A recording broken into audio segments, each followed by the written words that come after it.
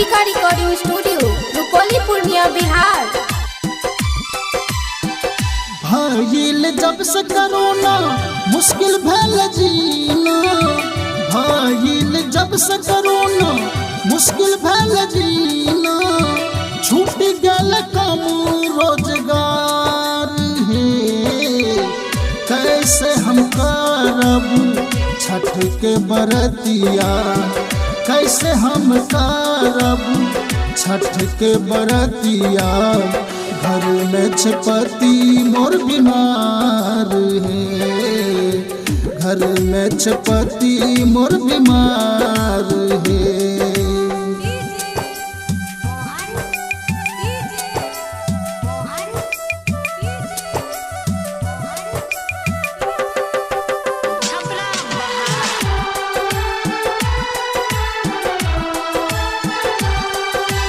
Angika recording studio Rupauli Purnia Bihar.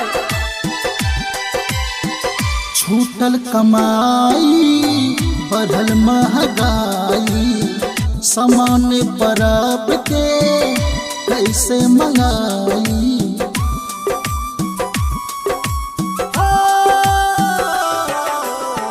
छूटल कमाई बढ़ल महंगाई, सामान पराब के कैसे मंगाई।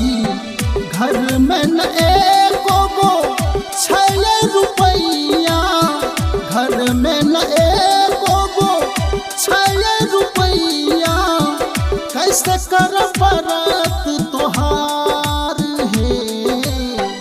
हे छठी मैया कैसन आयल समैया, हे छठी मैया कैसन आयल समैया, घर में छपति मोर बीमार है, घर में छपति मोर बीमार है।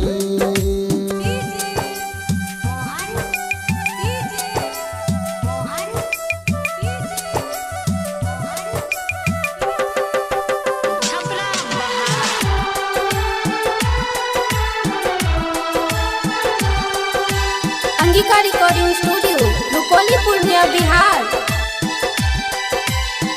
बीमारी से कब करबू माई छूट करिया, कमावल पप्पू जइहे दिल्ली सहरिया।